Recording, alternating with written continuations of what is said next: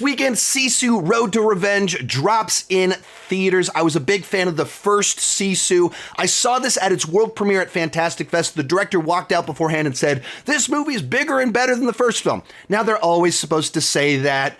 Normally, it's not true. But we were 30, 40 minutes into this film, and I was like, I think he was right. This movie is bigger and better than the first film. And I think kind of on all the specifics of this movie, it just delivers something better. This time, the villain is played by Stephen Lang. He's a fantastic villain, in particular in like a high-tea, intense movie like this. He's perfect to be a villain in a film like this. And he has a more emotional connection to our hero, so it's more personal in what he's trying to do.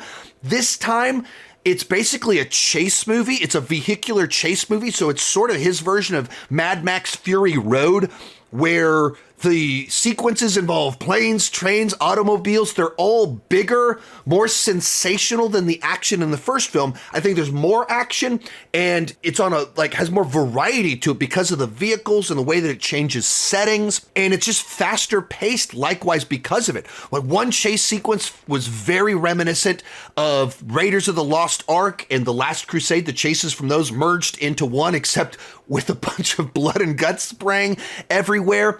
It's also a very Finnish film. Like, it's very culturally specific, not in a way that it feels distancing, but it feels like we're jumping into their culture in the way the characters act, where it goes at the end. It has their history, the lack of dialogue. It makes sense in this context that gives the movie a unique, specific flavor and vibe to it. It's also a more emotional film where the mission of our hero is deeply personal, crescendoing with kind of a final scene that made the two people next to me start tearing up when the movie was over with. Now, all of that said, it is a more over-the-top film. It is a far more cartoonish film. And so if you thought the first movie needed to be less cartoonish, that's not what this is. It was like, let's double down on the over-the-top aspects of the first film, and it just goes for it.